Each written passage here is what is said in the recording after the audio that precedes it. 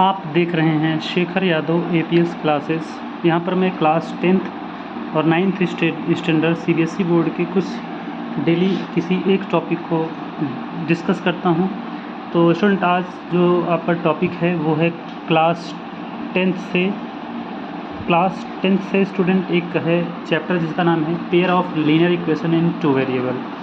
आज इस वीडियो के बनाने का मेरा मेन मोटो जो है, मोस्टली आप ये देखते होंगे पेयर ऑफ लीनियर इक्वेशन में एक प्रॉब्लम हमेशा जो आपको फेस करनी पड़ जाती है वो कि एक अगर आपको कोई इक्वेशन गिवन होता है लीनियर इक्वेशन पेयर का, तो टीचर्स आपको बताते होंगे a1/a2, ऐसे ही आपको लिखते होंगे b1/b2 और ऐसे लिखते होंगे c1/c2, और आपको 3 लाइन का कंडीशन बताते होंगे, 3 लाइन्स का मतलब अगर लाइन जैसे ये फर्स्ट लाइन है और इसको अगर ये दूसरी लाइन ऐसे क्रॉस करती है तो आपको ये बोला जाता है कि लाइन क्या है, इंटरसेक्टिंग है।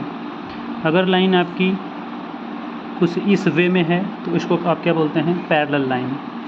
और अगर लाइन एक दूसरे के ऊपर ओवरलैप करती है, जैसे ये लाइन है फर्स्ट, इसी के ऊपर दूसरी लाइन ओवरलैप कर जाए, तो ऐसे को हम क्या बोलते हैं, कोइंसिडेंट। ठीक है ना। इसको क्या बोलते हैं स्टूडेंट, इंटरसेक्टिंग। इस लाइन को क्या बोलते हैं, पैरेलल, और इस लाइन को क्या बोलते हैं, कोइंसिडेंट। ठीक है ना। तो स्टूडेंट इनके तीनों के डिफरेंट आपके क्या होते हैं, रेशियोज़ होते हैं ये।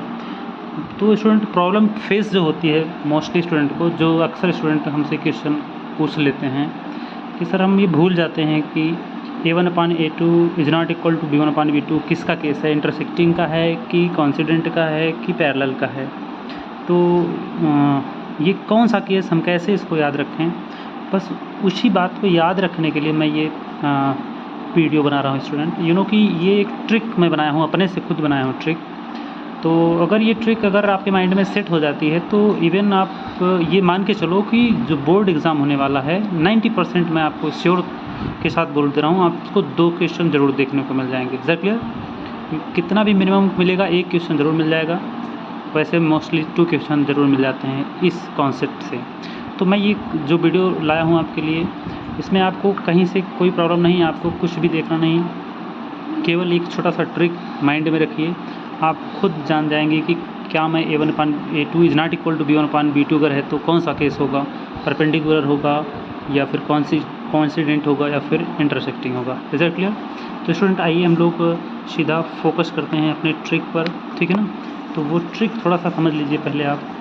तो उस ट्रिक को मैं बनाया हूँ स्टूडेंट वो जो ट्रिक मैं बनाया हूँ वो बनाया हूँ पिक 210। ठीक है ना। क्या बनाया हूँ, पिक 210। इसका मतलब कि मैं कुछ कॉमेडी ढंग से बनाया हूँ कि मेरे मोबाइल में जो है 210 क्या है, पिक हैं। मेरे मोबाइल में कितने पिक हैं, 210। पिक का मतलब समझते हो ना, फ़ोटो। तब मेरे मोबाइल में कितनी फ़ोटो हैं, 210। इधर क्लियर? तो आपके मोबाइल में अगर 210 पिक हैं तो इसका जो ट्रिक हो जाएगा, वो ट्रिक इस तरीके से हम इसको सेट किए हैं कि आप कुछ मत करिए, तीनों का राइट कर लीजिए। a1/a2 is equal to b1/b2 and is equal to c1/c2। Is that clear? तो p का मतलब ये है, p के सामने क्या है आपका सेकंड। तो सेकंड जो है ये क्या है, इक्वल टू के साइन है। जो 210 है वो इक्वल टू के साइन है। तो first equal to sign and second equal sign. अगर 2 लिखा है तो 2 पर आपको क्या कर देना है, क्रॉस कर देना है। मीन्स दैट अगर ये केस बन गया a1/a2 is equal to b1/b2 is not equal to c1/c2, तो ये आपका केस कौन सा हो जाएगा, पैरेलल हो जाएगा। मतलब लाइन कैसी हो जाएगी, ये कुछ इस वे में, दोनों लाइन क्या हो जाएंगी, पैरेलल। फिर से आप राइट करिए a1/a2 is equal to b1/b2 is equal to c1/c2। अब स्टूडेंट देखिए, पिक में i के प्लेस पर क्या है, 1। इसका मतलब आप ये जो आपके 2 इक्वल साइन गिवन है, मतलब आपको कौन सा क्रॉस करना है, फर्स्ट को क्रॉस करना है। Is that clear? अगर आप फर्स्ट को क्रॉस कर देंगे मीन्स दैट ये क्या हो जाएगा, a1/a2 is not equal to b1/b2। तो c1/c2 को चेक ही नहीं करना है आपको। तो a1/a2 is not equal to b1/b2 होता है। तो इस केस में लाइन क्या हो जाएगी, i का मतलब क्या हो जाए, इंटरसेक्टिंग। p का मतलब पैरेलल, i का मतलब इंटरसेक्टिंग। तो लाइन आपकी क्या हो जाएगी, इंटरसेक्टिंग हो जाएगी। Is it clear? ऐसे ही स्टूडेंट नेक्स्ट केस जो है, अगर आप फिर से लिखो A1/A2 is equal to B1/B2 और इज इक्वल टू C1/C2, तो इस बार C के सामने क्या है? 0 है। C के सामने 0 का मतलब कि इस बार आप 0 का मतलब नथिंग, मतलब किसी भी इक्वल, जो इक्वल साइन है किसी को भी क्रॉस नहीं करना है। Is it clear? इसका मतलब ये जो केस हो जाएगा 0 वाला केस, वो किसका हो जाएगा? कॉन्सिडेंट, मतलब एक लाइन उसके ऊपर दूसरी लाइन क्या होगी? ओवरलैप हो जाएगी। Is it clear? ये लाइन कैसे हो जाएगी? ओवरलैप हो जाएगी। एक बार फिर से समझते हैं, अगर 2 दिया है तो दूसरे इक्वल साइन को, मतलब ये फर्स्ट इक्वल साइन है, ये second equal sign, second equal sign को क्रॉस करना है। Is it clear? और इसके बाद अगर 1 दिया है तो आपको फर्स्ट वाले इक्वल साइन को क्रॉस करना है। अगर 0 दिया है तो आपको किसी भी इक्वल साइन को क्रॉस नहीं करना है। ठीक है ना? आई होप अगर ऐसा आप सेट किए हो तो आपको क्लियरली आपको ये रेशियो याद रहेगा, और अगर ये रेशियो याद हैं तो बहुत ढेर सारे क्वेश्चन आप आसानी से कर सकते हैं। Is it clear? तो यू नो कि first case A1/A2 is equal to B1/B2 is not equal to C1/C2 क्या हो जाएगा? Parallel line. A1/A2 is not equal to B1/B2 क्या केस हो जाएगा? Intersecting. And A1/A2 is equal to B1/B2 is equal to C1/C2 क्या lines कैसी हो जाएंगी? Coincident line. बट स्टूडेंट, अगर किसी स्टूडेंट कॉमेडी कर दिया कि सर जी हमारे मोबाइल में जो है 198 पिक हैं, तब ये ट्रिक काम नहीं करेगी। आपको ये ट्रिक याद रखनी है। Is it clear? मतलब पिक 210, मेरे मोबाइल में कितनी पिक हैं? 210 पिक हैं, तभी ये वर्क करेगा। आई होप ये समझ पाए होंगे आप। आइए कुछ क्वेश्चन की प्रैक्टिस भी हम लोग कर लेते हैं। Is it clear? तो यू स्टूडेंट, हम क्या कर रहे हैं, आपको RD शर्मा के कुछ सोल्यूशंस दिखा रहे हैं, सॉरी कुछ क्वेश्चंस दिखा रहे हैं, उसका सोल्यूशंस हम लोग करेंगे। Is it clear? तो जैसे एक बुक है मेरे पास RD शर्मा की, यू नो कि इसके क्वेश्चन हम लोग बार रीड करते हैं। तो you will focus on the question ये लिखा है, in each of the following system of equation determine whether the system has a unique solution, no solution और infinitely many solution. In case there are unique solution find it. ठीक है ना? ये आपको अगर यूनिक सोल्यूशन है तो उसको फाइंड करना है।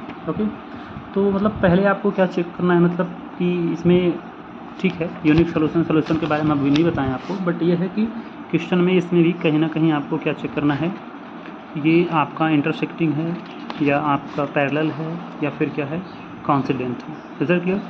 तो जैसे क्वेश्चन नंबर फर्स्ट है आपका, question number first is what x minus 3y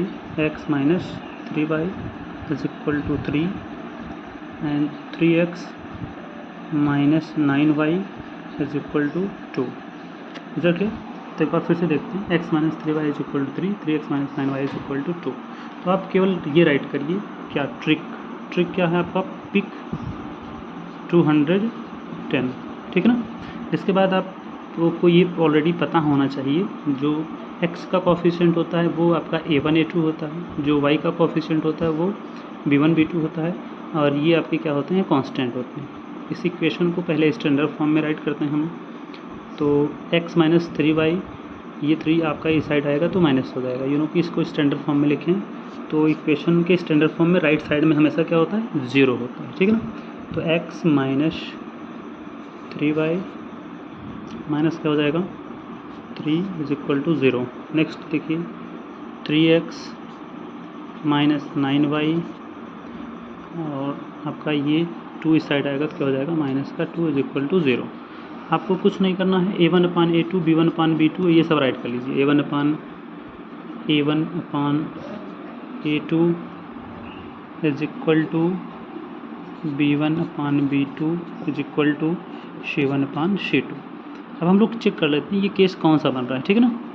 तो ये देखिए आप यहाँ पे कितना x का कोफिशिएंट कुछ नहीं दिख रहा है, तो वी राइट हियर 1, ये आपका हो जाएगा 1, और यहाँ पर कितना 3, तो we write here 3 is equal to, ये आपका -3 और ये -9, तो we write here -3/-9 is equal to C1/C2। ये कितना है स्टूडेंट? -3/-2, तो वी राइट हियर -3/-2।